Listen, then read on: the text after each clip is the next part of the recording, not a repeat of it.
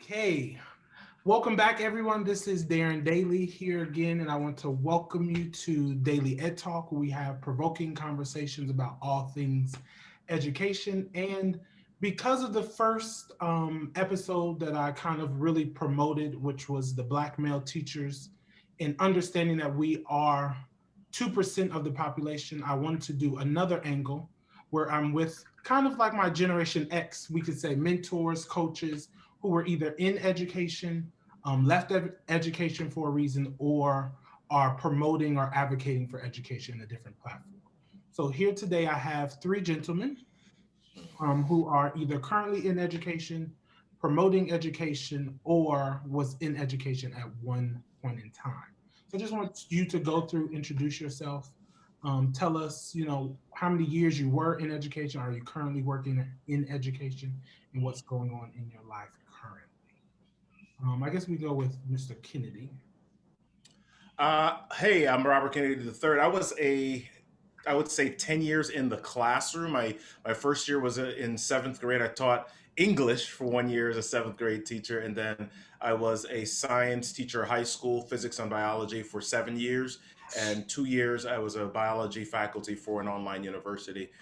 After that, I've been in the education space for the corporate world. So I'm a corporate trainer, speaker, and I teach education. I teach corporate training departments about presentation and communication. Hey, Malik Mitchell. I have been in education now for close to 10 to 12 years. It's hard for me to actually say, but prior to being in a classroom, I worked with students who had learning needs. As an educational specialist, I did that for, wow, about 3 years. And then I jumped to the classroom to be able to inform what I had been doing. And when I started my educational journey, and I just fell in love with it. So I have been teaching ever since. I've worked with all grades from K all the way up through 12, but for the last 5 or 6 years, I've been working specifically with those blessed middle schoolers. So I'm a science teacher um, at a school, local school. So I love what I do. I've been doing it, like I said, for the last 10 to 12 years. My name is Joseph Roberts. I think it's 18 years or thereabouts.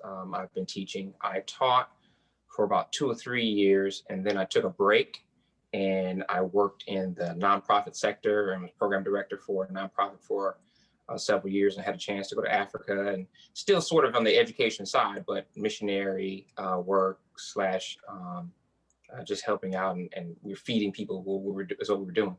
So I did that for 2 or 3 years with some fundraising, and then I came back into education now. So I've been back in it about 15 years. Most of that time is secondary math. And currently I'm at a middle school as well.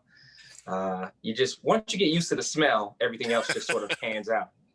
You figure the rest out. Amen. I was teaching math most of that time, but as the last 2 or 3 years, I wanted to move more in the direction of those who needed my help the most. So an opportunity opened up for me to be a teacher in the alternative school at my particular school. And so that's where I am. If you're not clear on what alternative school is, it's where those kids were having the greatest challenges, so great that they need time being taught strategies and whatever else they need to be able to get back into the classroom. And we have a whole system where we come, train them, and then transition them slowly back into the classroom. And so that's what I'm doing now. Okay, good. So 18 years, 10 to 12, and Robert, Mr. Kennedy, you're still in the game, but around, you said about 15, I guess, years, 10 years in the classroom, but in the 10 years in the classroom, and gosh, we're over 20. Yeah. We're going if we're talking about the corporate plus, yeah, so we're over 20 total. Yeah, so I mean, it's just longer than I've been in the alive. No, right? I've just been in this teaching thing maybe like 4 years, but I mean, just longer than I've kind of almost been born. But looking at your trajectory of education, and even when you were in school, when was the first time you encountered a male teacher, or then deeper, you encountered a Black male teacher? And that could be K through postgraduate, if that's how far you go. My first experience with a male teacher was sixth grade. and my first experience with a black male teacher, being taught by one, was eighth grade, but I knew him, or that was the first black male teacher that I'd had conversation with in seventh grade. So my sixth through eighth years were my first experiences with male teachers overall. Period. Okay. My as a teacher, my first male teacher was seventh grade. Seventh and eighth grade, we had one teacher that came in and he taught my class, and then we had an older teacher that came and gave us strategies for the high school test that we were going to take. So those two were my first two experiences with a male teacher. My first black male teacher, I mean, honestly, it would probably have to go all the way to late high school. Um, I consider my dad really to be my first male teacher. He was hard on us when it came to education, but in the school building, it would probably be like my junior year of high school. For me, it was fifth grade, and he's the for Mr. Red Cross was his name, and for me, he is probably the main reason I got into education. It never occurred to me that you could that you could really enjoy your teacher. They were teachers, but they were a different category. Does that make sense? It was just a teacher. But when I had him, I mean, he came on the playground with us and played kickball. He joked around with us. And he wasn't even young at that time. I mean, he was an older gentleman. So that experience with another black male, being my teacher for a whole year, really started turning my mind. I probably would have done it just on that alone, but everybody was like, "You're gonna be broke." They were like, "You sure you don't want to do something else?" So I kept turning my focus because I was like, "Man, I don't want to be broke," But it was destiny that I do it, and so I eventually came back to really what was my original love. And that's, I mean, it's just shocking for me because even like I said, with the other conversation I've had with those black male teachers, we all kind of were around either the high school or college level. I didn't get my first black male teacher until I was like, there were black males in the school because I went to public school for high school, but I never had one. So I didn't get a black male teacher or professor until I went to Oakwood. And I experienced that whole connection with a black male teacher like you're talking about. And if you can, I know Mr. Roberts talked about it a little bit, but just that connection. Why is it that black males in a classroom can connect more with another black male? Why do you think they have a better experience academically with another black male in the classroom?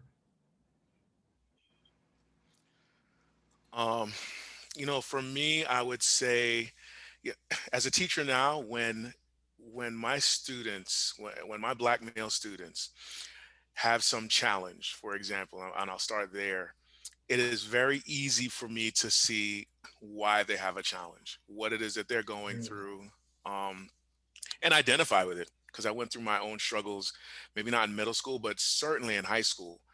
And it was a male teacher, although not a black male teacher, but it was a male teacher that kind of spoke into my life at that time that helped me to turn things around. And so for me, unlike Joseph, I didn't want to do teaching. It wasn't a desire of mine. I always thought I was going to go to medical school or something. So that's why I did science. But later on, as in my journey, maybe I'll tell you guys a little later, but when I did make the decision to go into teaching, his example was a big example for me.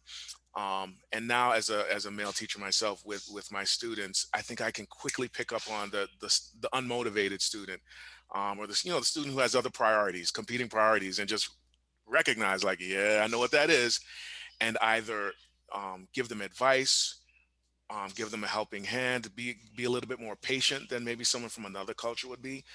Because I've worked in settings with lots of where the very diverse settings and settings where it's not so diverse as well, and have seen how our young black males are pigeonholed, for lack of a better word. And oftentimes it's just lack of exposure, not understanding like this is not a bad kid. You got to give them a chance and you have to reach them a certain way. So I like to be that person in the space that I'm in. Yeah. I think we are all in life, not just in education, but in life, always seeking identity and wanting to be heard. And so we're always looking for someone who speaks the same language as we do. And so I think the more that you find that, the more that you create that connection, and it feels like there's understanding, somebody who knows you not just physically but internally as well. And so from a male perspective, I think as boys sometimes as we seek that identity, as we seek someone who can hear us and speak that language, we're kind of pushing buttons, right? We're testing boundaries. And so with our female teachers, we kind of push, and you see the way that boys respond to male teachers versus female teachers. And that's not that female teachers are bad. The boys just it's literally a different language. So there are some things that male teachers bring, can do, and that they bring to the classroom for boys specifically that they just don't get otherwise. I think too there's really a twofold system that keeps other males from acting like bias is the reason why I'm doing things against you. Number one, we just talked about just the male in general. You know, like, oh, you treat the girls better than us in this class, or oh, you just like the girls better. Well, now I'm a male standing here. You may have had a lot of female teachers, but you can't say that now, right? Because if anybody would be biased too, we're talking about sports every day. We're laughing and joking and playing around. So that bias is cut. All right. Then the second bias would be race. Oh, maybe the child will try to pull the race card and say, well, you're just saying that, or in the back of their mind, oh, you're just doing that because of so and so. You're telling me my work isn't up to par because, you don't believe. Once those, you cut that deep into them and you're looking them in their eye and telling them what needs to be corrected, or that they really did well, or this is not a positive way to behave, they're wide open and there's nowhere to hide. And so they have to either accept or just decide, I'm going to reject anything anybody tells me.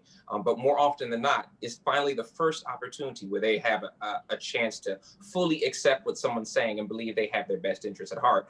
And then the connections just grow from there. So I think that's a key piece for a Black male in the classroom. I love that you use that. Well, like we're cutting that bias.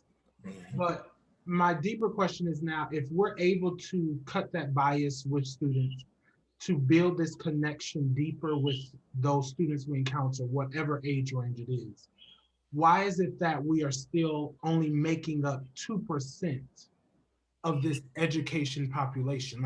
Like I titled the video, like we're a hot commodity, like we're needed, but why is it that we're only this 2%? So you're dealing with two different things, man. You're dealing with the benefit that a Black male teacher or a minority male teacher brings to a classroom. You're also dealing with the other side of being hired and being valued in a workspace. And so I'll speak for myself. As I got to my 7th or 8th year of education, I kind of saw how certain things took place, right? I saw how administration treated certain teachers, right? There were some teachers that if you weren't in a buddy space, if you didn't go to the bars with them in happy hour, or if you were not just the friend, and this isn't a public school setting, right? You were limited in how you were treated, right? There were just some advantages that you didn't get.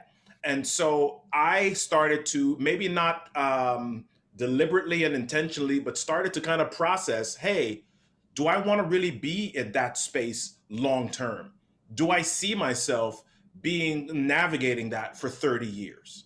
And truthfully, the answer was no, right? And there's some people that may get that sense even before I did. And maybe they get it from other people or what, I don't know what they're hearing, but it's not the system itself, in addition to society's expectations for men in family and protectorship and providership. In addition to all of that, now you're navigating a space where you're kind of marginalized in some ways, and you're not thought of as as valuable as you could be. Although you're a hot commodity, it's juxtaposition, man. Hot commodity, but not valued. Mm, mm, Like that. Yeah, being the best at the bottom isn't that great. Yeah. That's right. I'd say for males in general, more so for Black males, but for males in general, it's a tough sell. Mm-hmm. If I am to traditionally to be the main provider for my home, and you're going to ask me now to sacrifice financially to the level that educators are asked to sacrifice, you kind of have to make a choice. Well, number one, you could already be set up, whatever that may be, side hustle, I don't know, someone handed you, you got money from your parents and they passed away, you're already set, so you're good. Maybe your wife is a dentist or something, I don't know, you know what I'm saying? So there's that small few, but then everybody else, you have to make a decision. Yeah. My counterparts, I did math, so my counterparts at this point are mid 100s, 130, 140, right? There's not a teacher in the country making that. And if they are, it's because they live in San Francisco and they still can't make rent. Okay. So that's what you're looking at. You're looking at that. So to make that decision, and to hold to that decision for your whole life, where everybody else upgrades and starts putting away for retirement, and is a large pill to swallow. And I think it's a bit much, especially when a lot of us have had to grind our way to where we are. We didn't come from money already. We didn't come from comfort. So we're trying to establish generations in our family. We're trying to raise things up a step or two for the next 2 or 3 generations. With all of that in the back of your mind and on your shoulders, 2% sounds right.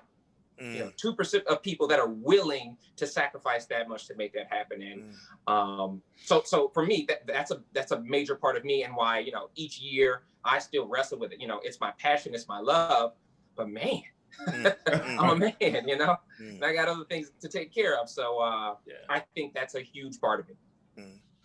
Definitely co-sign on that one. I'll add, I think part of the issue too is just what we brought up before, Darren. It's this idea of when we get into the setting, depending on where you are, obviously we are the minority, and it can be difficult and tiring to be the minority in a setting, constantly just changing who you are to fit into the greater majority. And then that's very apropos in education, especially if you're teaching kids that don't look like you.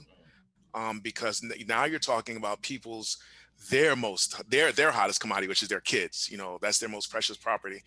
And if you as a Black male come across to an other in a certain way that the majority doesn't appreciate, they're very quick to let you know in many different ways, whether it's censorship, getting fired, just making you uncomfortable. And that happens. I've heard that story a lot. I've had it happen in my own, I wasn't fired from a position, but, I got in trouble and this was a Christian school. I got in trouble because I was taking recess away from my class, which is, you're right as a teacher. And one of the students went to their parent and said, Mr. Mitchell keeps taking away our recess, but it's the girls that are causing the issue. And so it was a young male that went and told the parent, and this is recess. The parent went and spoke to the principal, went and spoke to the conference president. That's the way our system works. And I was put on probation for recess at a school where I was performing very well. It was just, again, to me, it felt like you can't tell my kids what to do. Just to say it very bluntly. Never came to you. And this was a parent that in my face was one of the most supportive, loving parents. Bought stuff in my classroom. It just, that was towards the end of the school year. And, I didn't go back the next year. Yeah. And now I teach in a school that is very diverse, and I love it to death. It's got its issues, but I feel very supported there. And so, but again, as a minority, you're not going to find this type of school all over these United States. And so I think that's another thing to go along with what the esteemed brothers have already said. So I guess my next question is, and I guess I could start with Mr. Kennedy. I'm not going to say you guys' first name, it's just habit. But but why did you last so long um, in education? Why did you make that shift out? Does it have anything to associate with what we've been talking about? And then for Mitchell and Mr. Roberts, why are you still in this game if with everything we just talked about, like what's pushing you forward to stay here? Well, my journey is layered, man. There are a lot of different pieces or reasons. I mean, in some ways there's an entrepreneur that has been in me for a very long time. And so even in the classroom, I knew that there was something about the structure of it that didn't fit me neatly long term. So I knew that at some point I didn't know what it looked like. I didn't know where it was going to end up or how it was going to feel, but I knew I needed to call my own shots. Right. And so that was a piece of the journey. But like Malik, I didn't see myself in the classroom. I didn't go to school for education. I did a biology degree and then I took up a second major in history. So I graduated with a bachelor's in biology and history, right? Um, and then I was working in the mental health field, and that had its challenges, and so I wasn't sure of my next space, and I ended up in education. My mom was a teacher. My mom lasted the long haul. My mom was a teacher for 30 plus years. She retired as a teacher. Right. My dad, I'm a PK. My dad was a pastor, but my dad also spent some years as a college professor. So there was education was kind of like I'll say it this way, it was my safety net, right? That was the thing that my family knew. That was a thing that I knew. If I didn't know it intentionally or purposefully, I knew it by by being next to it. Right. So that's my space. And but at the very heart of that, I'm still a teacher, even in my corporate space, even with grown-ups. I mean, I see it. No matter how much I try to lean towards being a keynote speaker or whatever, I still end up being a teacher because I love seeing that light bulb go off. I love the process of taking people through this and ending up here and seeing you say, "Oh, I got it now." Boom. So yeah, it's my heart, but I also have my journey. Mm. Wow. So for me, so like I said, I didn't mean to get into education either, but Mr. Kennedy, his dad was probably my first teacher, and that was a black male in college. Like I said, I think it was high school, but I can't place any in my head right now. And it was his mom that actually, after I graduated from college, that approached me and just said, she said it to me in a number of different ways. Have you ever thought about education? And at the moment, I was just like, no, it just was not on my list of things to do. And right after I graduated, I did one course just to see what it was like based off of her advice, a master's course. And I loved it. I loved the class that I took, but it still would be another few years before I even engaged in a program. I worked for a foster care agency. Before I finished college late, before I went to college, I did all sorts of other things. But my first real job out of college was working for, and I'm taking a roundabout way to get to answer your question, but I worked for a foster care agency, and I was an office manager. But I found that the kids would oftentimes just come and hang out in my office space, and these were troubled kids, and we would just have conversations, and they were always impactful conversations. And it was my boss who said to me, "You might want to try being a counselor." I don't know if she was telling me she thought I'd be good as a counselor, or I was horrible as an office manager. But either way, I said, yeah, I'll try it. And it was the same pay, and I did it, and I loved it. I did that for about 2 years, and then I got recruited to be a counselor at a charter school. And I did that for 2 years, and I loved it. And all this time I keep hearing Mrs. Kennedy in my head, just like, try education. I'm looking at things for post-baccalaureate opportunities for med school, other things I'm looking at, but education just kept getting thrown in my face. And, we're Christians. I was a man of prayer. And it came to a point where we were getting ready to move to Tennessee. We had moved. And I was like, what do I do now, Lord? I was home with my daughter for about 3 months. And Robert here, wow, all this stuff is coming full circle. Was like, dude, what are you doing? And because I was home literally doing nothing and languishing and just like, I got to do something. And this program opened up. It was it was a not virtual, but remote program. It was at my wife's institution where she taught. It was scot-free because she taught there, and I could do it while I was home with my daughter. And that was the final straw where I was like, okay, God has obviously opened up this door. So I did my master's scot-free. I got a full-time job while I was working. I got a full-time job while I was finishing up my master's, which transitioned me into the school. And so all of that, I say, Mr. Daly, God has been the captain of this entire journey for me. But the reward for me is that my wife continually tells me this is the happiest she's ever seen me, is being in the classroom. As much as I'll have questions and I'll complain about stuff, she knows that I'm engaged. My kids know, I hope they know that I really do care about them. And like Mr. Kennedy says, when there's an impact, and that's for me, when I have to do something where I know I'm making an impact. And so if I have kids come back to me after 8th grade and they're like, hey, Mr. Mitchell, just to come and chew the fat, that is like, that's so much for me that this kid who I spent, a year with would want to come back and see me. And it makes me feel like I made a difference. And so that's why I still do it. That's really my answer right there. The last phrase that he said is, I'm here to make a difference. My upbringing was, it was a little rough. It wasn't the worst, but my parents really didn't have any idea what they were doing. And they both came from tough situations. And as a result of that, my father ended up becoming a drug addict. First, it was just weed.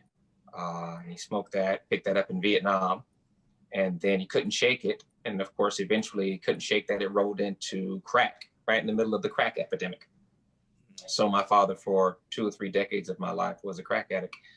So me finding a way to find those other young people who are going through something similar and show them that there is a way, that there are other options, that someone's watching and someone cares, and that they matter, and that they just have to keep fighting, even if it's until they get out of that house. Whatever the situation is, education was the one place that I found solace, and I found enjoyment, and I felt less pressure than I did at the house. And so it was a place that I hoped to do the same for other people. And so that's what keeps me here. As of the last few years, I still felt like it was too small.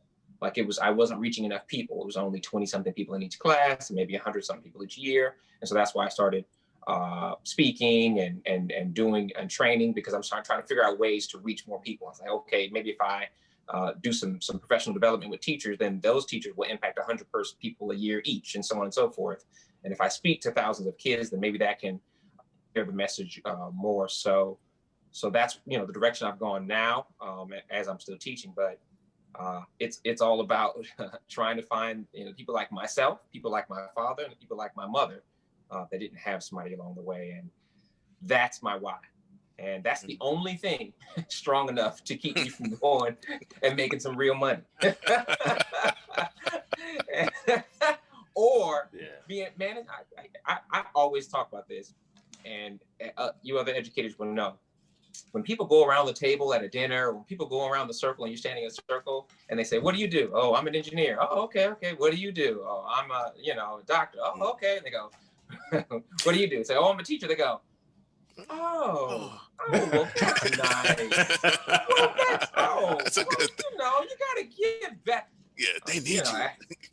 It's terrible, man. It's never actual respect, It's, well, look at you, So the only thing that keeps me through all that is knowing that I'm making a difference in the kids' lives. So, yeah. I'm smiling, laughing through all this because I'm experiencing that. Like I'm I'm experiencing, yes, I'm making a difference, but I'm truly experiencing I'm not built for this system. I'm not built to be within this Confines. wall or this. Yes, I'm not built to be in a system. And I've learned that, really I've learned that in the past year and a half. And I'm trying to figure out my next steps. I know my next steps. I know what I want to do. I love that I'm able, and I started this platform just to get information out, just a conversation. Um, and I'm struggling to understand, like, I do love the classroom, but I'm ready to go. I'm ready to move on to something else. And Mr. Mitchell's laughing because we work at the same school. So Yeah. he hears this conversation at least once a week. But what can you say? Because also too, on another perspective, millennials who are in education, we're leaving the fastest. But, and it's another video that I'm gonna do later on. But in the coming years, maybe 5 to 7 years, there's going to be this big retirement exodus of teachers. So the expectation is the next big generation, which is millennials, are to come in to replace all of those that are retiring. But millennials are not going either into the education field, or they're not staying in the classroom, and they're doing this fast track to administration. So if there is something you can probably say, if it is, I mean, you might not, but if there's something you can say to those millennials who are in the classroom now, or that generation after millennials that are pursuing education, what is something that you can say to them to kind of push them forward? And even myself, to push me forward into just sticking it out. Like I said, I'm in this game really just 4 or 5 years, but I'm ready to go. But what could you say to us? That's tough. I can go. Yeah, it is tough. I can go quick. I think I love Millennials' way of thinking, and I think using that way of thinking is going to be the key. In other words, instead of just trying to fit within the box that we have created, what you can do is say, okay, I'm going to do things differently. So that means starting your own school. That doesn't mean that it has to be brick and mortar. That doesn't mean that it has to be in the traditional sense. That doesn't mean, see, and that's the problem. When you say that to some people, that's their initial thought is, well, where am I going to get $4 million to buy myself a building? And what city am I going to do that? No. I'm saying, do what you guys do best, which is, keep things light, keep things fluid, keep things easygoing, and then, build what you want, because I don't think the problem is that you don't like teaching, not you, right. But millennials don't like teaching. They don't like education. I think it is the way it is being done. And millennials are a group of people that will not tolerate something when it's not being done the right way. They won't just stick it out to retirement. They don't believe in that. And I don't have a problem with that. So the answer is, be what you are, be innovative, be creative, find new ways to carry that out in a way that still helps you to be able to give to the next generation, which is what drew you in the first place. But if you allow the way the system is set up to completely pull you guys out, then our hopes for innovation are done. Because you guys are the ones that are come in and do the innovation. And there are a few of us who are older who want that innovation, but not everybody does. And I'm excited and happy for those who fast track right to administration, because we need to push some of these other people out, and we need some of these new ways to be adapted. And I think millennials will do much better in a school with a millennial principal. I think they will think more the same. They'll be more willing to accept change and to try various new things. So that's another aspect as well, is try to find another system, another school where you have like-minded people that make you feel better, rather than trying to stick where you are. There are people everywhere. There are young people everywhere who need help. So that's it too. But I think it's be more of who you are, and don't allow yourself to be stuck in the box that we've created. Yeah. So I think that the tough part of that is that we in our lifetime see certain things, but the things that we envision are not always built in our lifetime. And so one of the things that I would say is millennials are not teaching millennials. They're not even teaching Zers. They're teaching Generation Alpha, right? how can you teach that generation to build what you envision? So it's kind of like Joseph talked about his why before, right? And the reason why he does what he does. And so, maybe my generation, the late Xers, going into millennials, is kind of that you're kind of you have this innovation mentality. It's like this box doesn't work. Let's see if we can, what can we build? And the thing is, we didn't necessarily, as minorities, have the upbringing or education of what entrepreneurship was like fully, what innovation was like fully. But now you're in your grown-up stage and you're like seeing this, you're like, man, what if I could have done this, or what if I knew this earlier? So now I would say, for millennials that are considering or that are in the classroom already, how can you turn your vision into a reality? And maybe it's not just in your specific lifetime, but the legacy that you leave is by pouring that vision into Y, and not Y, into Z and into Alpha, so that you're like, oh my gosh, you're like now 50 something years old. Now you're 60 and you're like, oh my gosh, that's exactly what we wanted to build. That's exactly what we saw. And I'm so glad that I had a part of that. Yeah, I don't have much more to add to that. I think our generation we were sold this bill of, I'm not going to say it was faulty, but we were raised to think there were just a few careers that you could get into to be successful. And that was it. Mm-hmm. And so we all kind of aspired to that, but somewhere along the way, we accrued a lot of debt for education, Mm-hmm. a lot of unhappiness in the careers that we may have been pigeonholed into. And then we start to see that, wait a second, there is all this, I'll use the word that's been used so much already, innovation out there that we could tap into.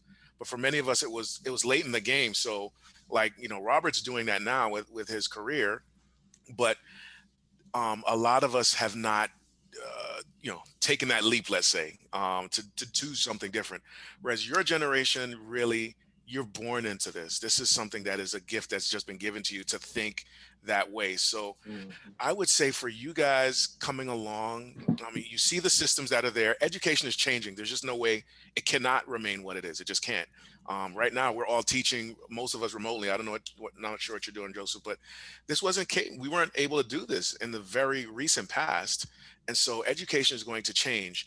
And someone like you, Mr. Daly, and just to, throw it out there, like, you inform so much of the processes at our school because you understand the stuff.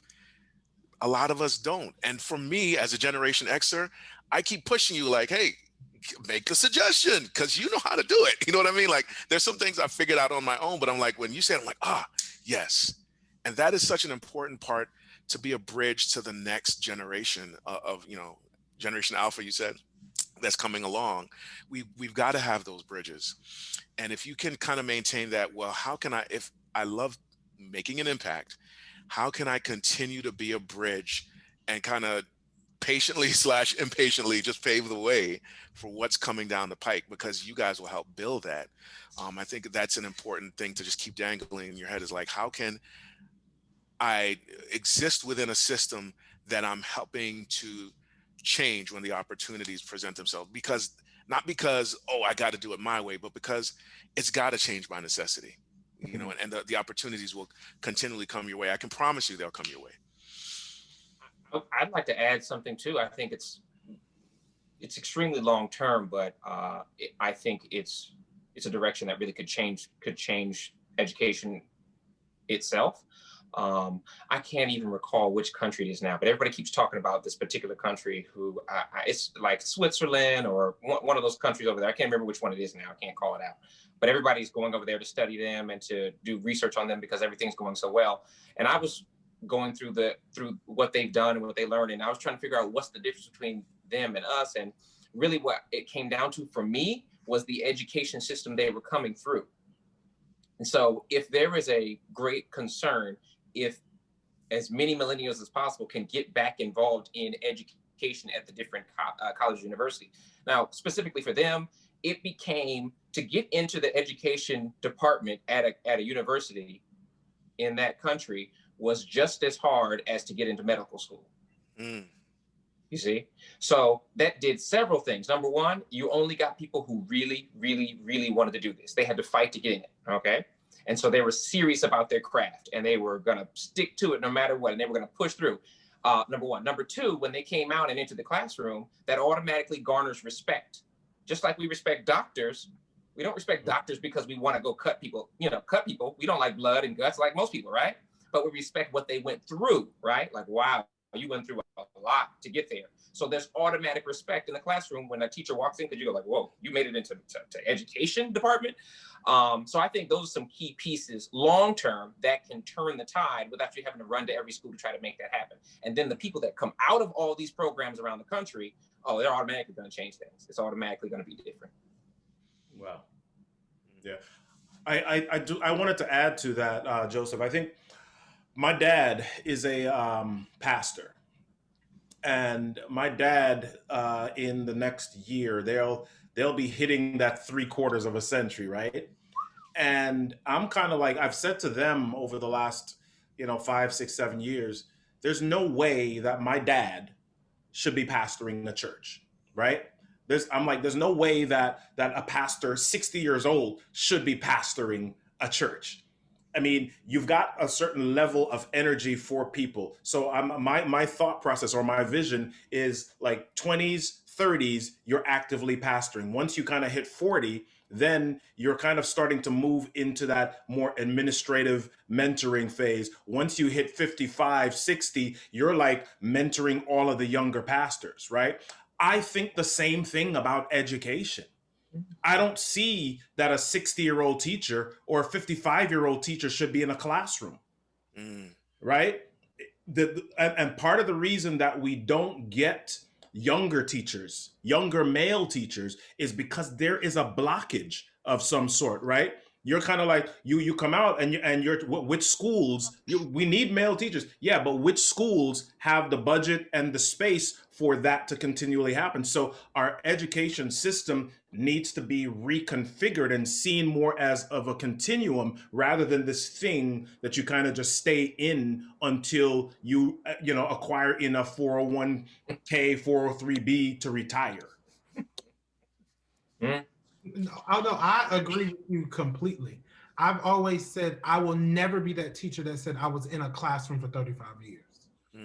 I will go, I'm at college or I'll go home, to visit for the holiday. And teachers, will come up to me, oh, why are you going into teaching? I went to the classroom, I taught for all of these years. And I would say to them, I will not say what you just said. I will not be in the classroom for 35 years. I just don't, because you're in, like you're saying, you're just stagnant. You're in this same process, doing the same thing every year. You'll change here and there because of the kids, but you're doing the same thing. And that's not, and like you're all saying, that's not allowing us or that new generation to come in and be innovative in that space. And that's why I honestly created this platform. And I guess this is me wrapping up. But I appreciate this conversation because it no longer just motivates me, but it's letting other people hear just different perspectives on various topics. And I did a video last Sunday with parents and these are mothers. And they were talking to me about their perspective of just teaching their kids, and especially now in COVID. I'm learning through this, and me being in this space or this innovative space now, it's educating me. And so I'm just saying thank you for taking the time out of your busy day. No one wants to be on a Zoom all the time, but this is helping me, and I've learned a lot. I've learned this might be my new way of education. This might be what I can go forth in this journey, and I just really appreciate this. It actually started back in March, and then COVID happened and everything. But I had this vision or idea in March about this. Didn't know where it would go, didn't know how to start, paid all this, money to get a logo made and started building a website. And then literally it was just like, just talk to people, have conversation. And understanding these different perspectives really brings to light and pushes me forward. Every time I end an interview or every time I do a single recording, it pushes me forward into another direction. And I just, again, just thank you. Thank you for taking the time to do this. Thank you, man. I know I enjoyed it. It helps me, hearing from other educators, former educators. Is my wife's a psychologist, and she talks about metacognition. Thinking about why we think the way we think. I love it. I guarantee you, I'm going to go into teaching tomorrow, thinking something different with my kids. So, thank you for doing that, man. Appreciate it.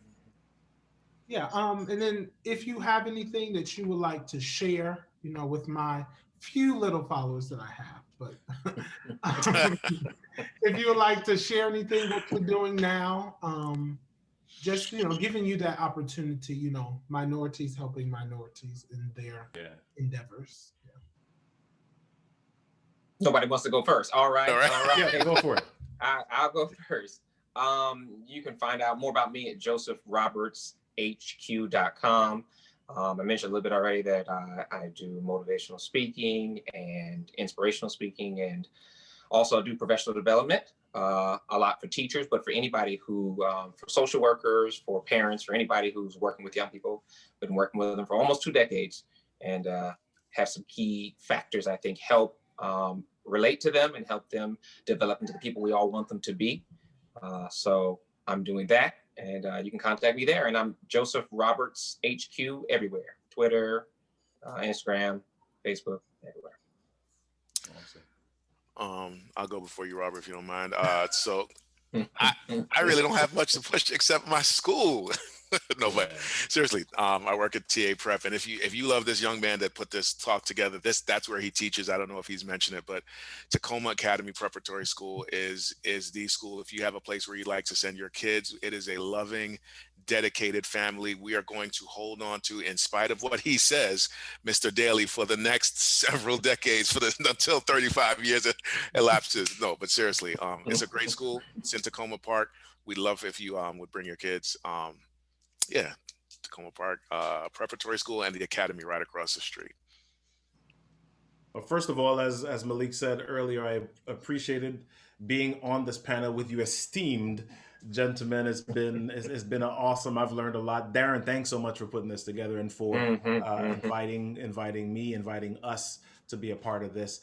And so I, like Joseph, am online. I'm a speaker, corporate trainer, and I can be found at robertkennedy3.com. That's the number 3, not Roman numerals. Robert Kennedy 3, and on all social media, I'm at Robert Kennedy 3 as well. And one of the things that I love to do online, especially, is teaching people about how they can create visibility through their own stories, how they can find their own purpose through their own stories. And so I do that, and I share that in the Storytellers Growth Lab. So if you go to storytellersgrowthlab.com, you can get connected with me there as well. Yes, it's really good. I've watched a couple of them. And then too, I do want to let you know, it might